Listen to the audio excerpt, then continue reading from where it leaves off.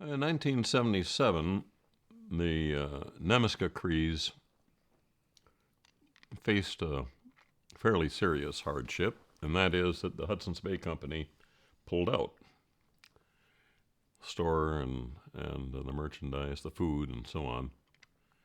And it was partially because it was a very small community, partially because Public Works Canada came in and condemned the Hudson's Bay buildings, and Hudson's Bay didn't want to put money into new buildings.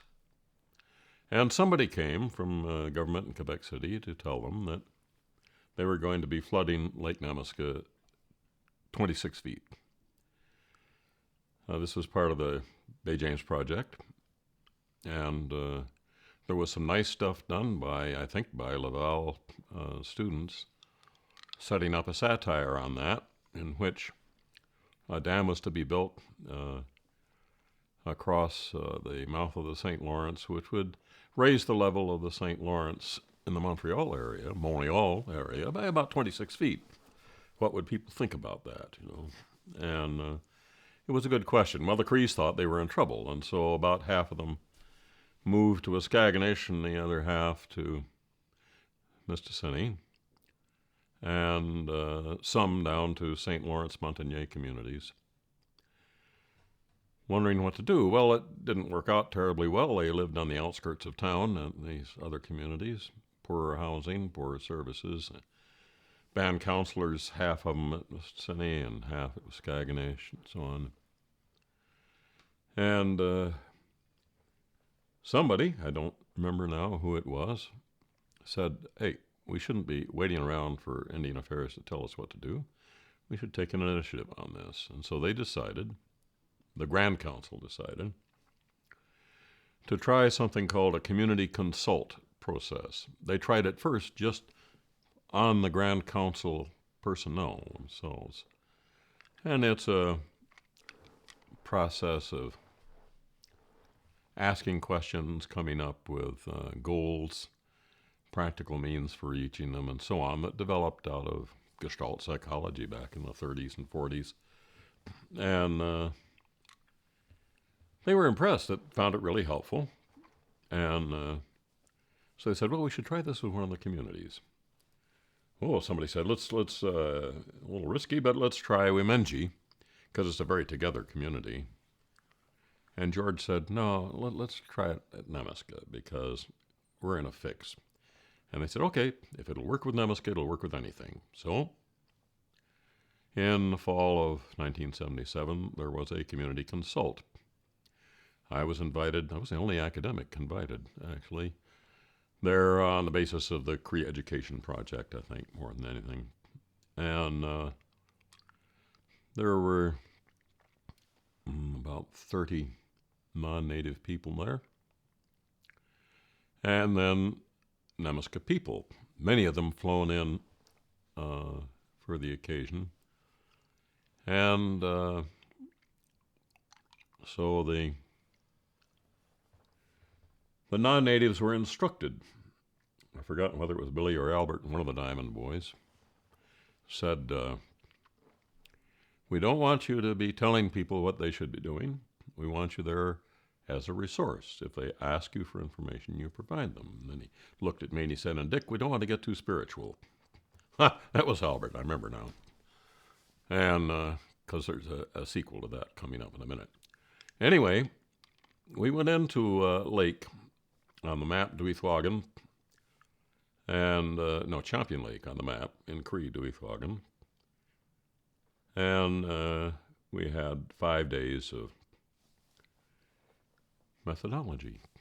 Very, very good community consult methodology. T groups, do you remember those for executive development years ago? Okay, it developed out of that kind of thing.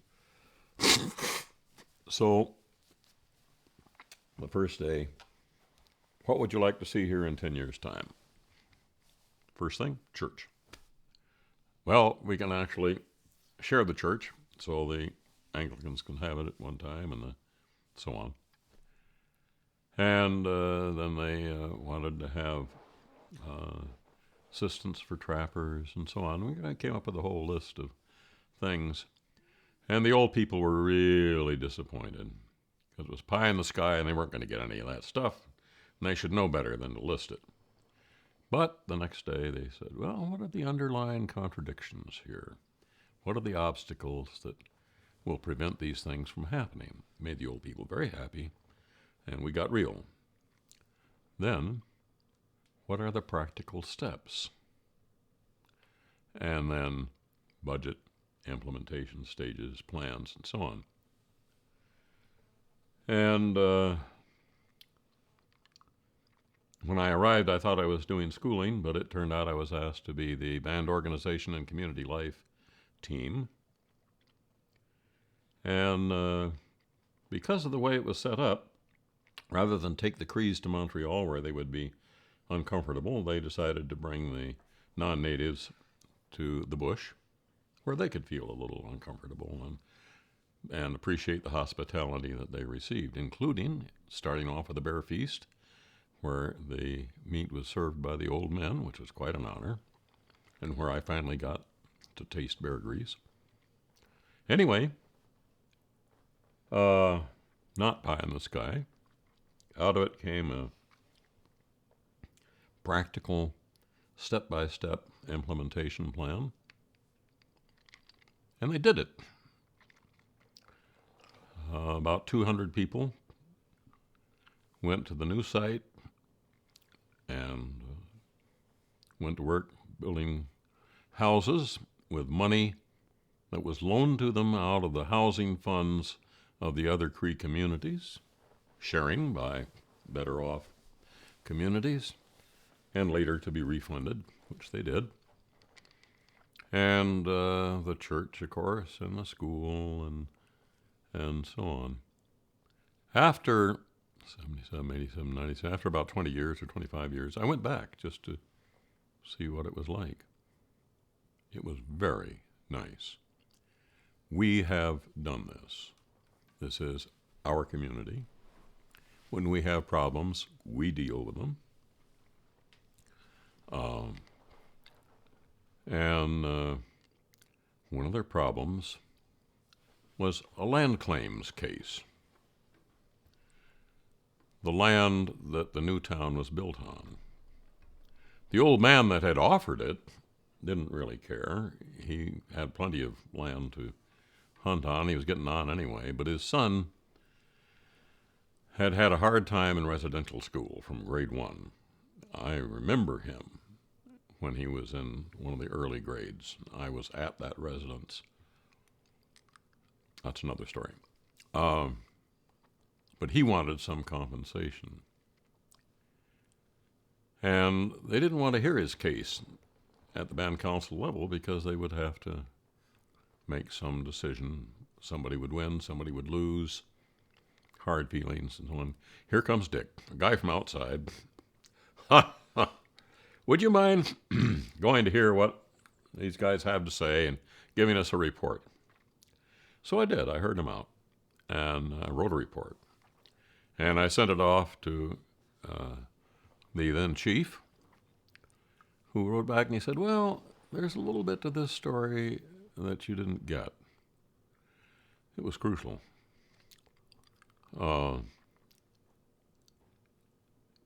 There was a history of disagreement between families. And my report was going to say, well, you know, if we just draw up a map of where everybody's territory is, then there won't be any conflict over these things. Wrong. Hunting territories were always contested. From time to time, people would disagree. Well, you know, really, that's my area. Well, no, I hunted with my grandfather, and so on. So the last thing you want is to try to pin this down. It would just dredge up everybody's agony. And so I straightened out my report, thank God, put it in at the band council, and that was the end of it. This guy had had his story heard. He was well off financially. His father didn't have any heart for this kind of conflict, just trying to be a nice guy.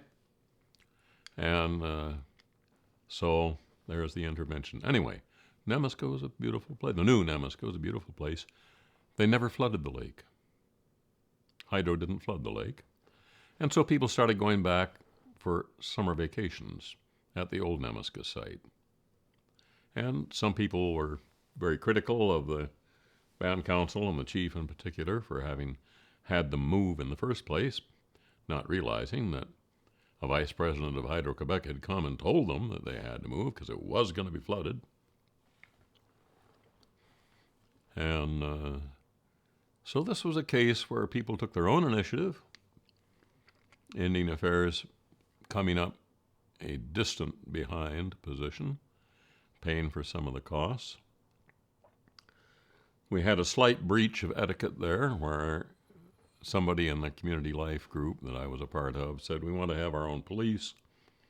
And there was a guy from Indian Affairs there who was from Montreal. He came from a very poor family. He said, look, for 100 people, 200 people, no way you can do this. If I'm the police chief in Montreal and I ask for more police, I'll get them. Okay. Well,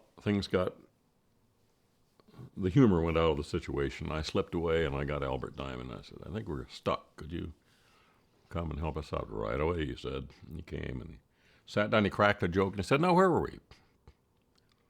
And so we came up to it and got over that. The next morning, this guy said, I have been told to shut up. Do you want to see the note? He'd breached protocol there, telling them what they should do, what they can have, so on. They have their own police. And so here's a success story. There are many unhappy, even atrocity stories of relocation in the north.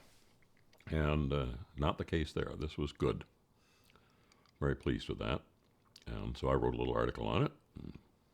Billy said, well, it was expensive, but, show me a better way to get people together and get them to agree, and I'll be interested. And, of course, it happened. So that was the community relocation thing.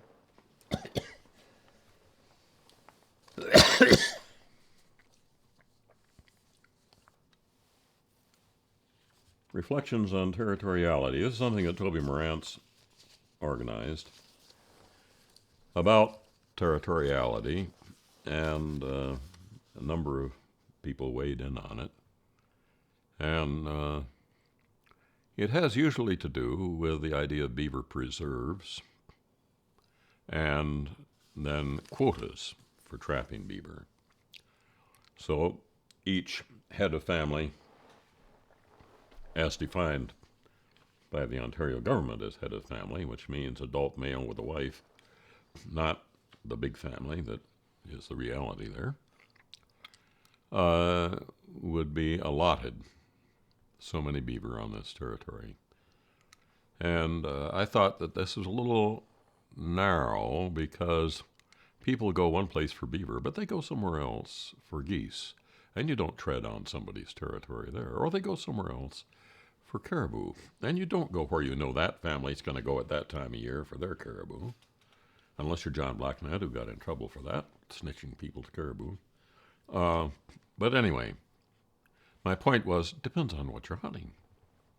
Territory with a boundary around it is a bit of a problem when territory actually is where you go at this time of year for what purpose to get what animal.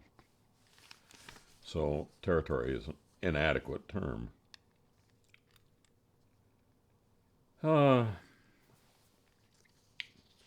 Sustainability, well, that relates back to the study we did of harvesting and the way people adapted, getting part-time jobs, some jobs that were quite part-time, others let you off for this hunt and that hunt, and in that way maintaining cultural, ecological, and economic stability. And these were team written. One of them in the Canadian Journal of Economics. I never imagined in my wildest dreams I'd publish in the Canadian Journal of Economics, but he was, this is the fellow that later became president at Mac, Peter George, was our economist on our team at that time.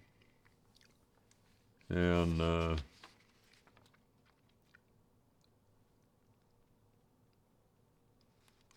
so that winds me over to the future of applied anthropology and that of First Nations in Canada. Well, there have been some applied anthropology efforts that have been seriously flawed. I learned about those when I was a grad student. There have been some that have worked out very well indeed, and we have learned from that. What do people actually want? What kind of help would they see as useful? And can we provide that help?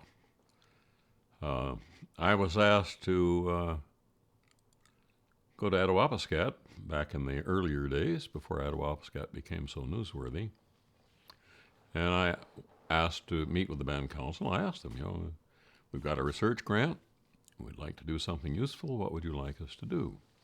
Oh, we want an economic plan. Okay, well, how would I do an economic plan? Well, first thing I would do is be to ask people at Attawapiskat what they would like. And I would do that through a band council member who would act as our liaison on the spot. It was a schmozzle. People were accustomed to economic development as being Indian Affairs allotments. So what do we want Ottawa to do for us here? Streetlights. Not small engine repair or something like that. Streetlights. We had half a dozen people, Attawapiskat people, going around with these questionnaires, and we did not get practical results. And our liaison overspent the budget like crazy. I called, told him we had to cut back seriously. His response was to put his wife on the payroll and another friend, and we went belly up on the budget. And that was that. So, applied anthropology has its ups and downs, okay? In the long run, I think it has a lot to offer. I've been involved in some that I think were very positive. And the relocation project is just one of them, and the curriculum development is another, and so on. But the trick is to know what you're getting into, understanding the situation. I did not understand that people's view of economic development referred to Ottawa appropriation for utilities, which is what people there understood, and which later came to grief over housing and bad water and so on and so on. That attitude was well instilled early on. So the other thing is the truth and reconciliation business. Reconciliation is best done through collaboration. Do I have skills and knowledge that I can bring to the situation that people would find useful? And if I do, that's collaboration. That's good. Anthropologists, it seems to me, are better placed than most to offer this. Teachers are another. So I don't want to hog the glory for anthropology here, but I think it's an important role. And it's what Mike Ash said. You can find a place to stand. Just know where you're standing. And so, yeah, that's what I would say on that one.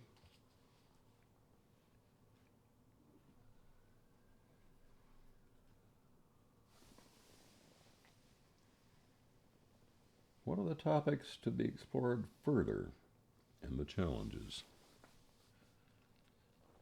Well, we don't really need more on territoriality. It's been worn out. We don't really need more on the Wendigo. It's been worn out. Uh, and embarrassment. And at the same time, the pace of change has been so great. When I got going there, maybe the third or fourth year, I realized, especially as we came up towards the Nouveau-Quebec and then the Bay James, things were moving fast, and I wanted to be able to document how people adapted. Again, emotional dynamics, how people adapt. I couldn't. It was moving too fast. If I had been living there full time, I probably still couldn't have. Okay? We don't know how communities adapt, whether they're Crees or other people. We know way too little about, the you can take a community at a static point in time and then describe how it functions. But to follow the actual processes of adaptation, that's still, it seems to me, an area that richly deserves it because it's worldwide, it's a global problem. People have very different kinds of successes and failures and can learn from other examples to great benefit. So I think that's the main thing I see. It is a kind of applied anthropology. It requires ethnographic understanding. Otherwise, you don't know what you're talking about. So the other things really are things that I have not kept in touch with. I don't read journals anymore. I don't know about, I know a little bit about Tim M. Gold, and I admire him, but I got his book, and I didn't read it. I got interrupted by chemotherapy, I guess. I can make an excuse anyway. And Harvey and I are going to talk about Ingold one of these days, and what we think of that. What I liked about Ingold, and it relates to what I've just said about applied anthropology, read a little squib some years ago by him saying that we had now a kind of an globalization icon, that picture of the beautiful blue planet in space. It's bad, he said, because what we do then is to distance ourselves from what actually is going on the planet. We can say, gosh, that's beautiful, and feel good, and be disengaged. And so it would be better if we were a little closer and a little more engaged. And I certainly buy that. He's an original thinker, and we can use those. And in retrospect, I think we won't run out of things to do, and we won't do very many of them as often or as well as we should, but we can do something. And that's the point of finding a place to stand.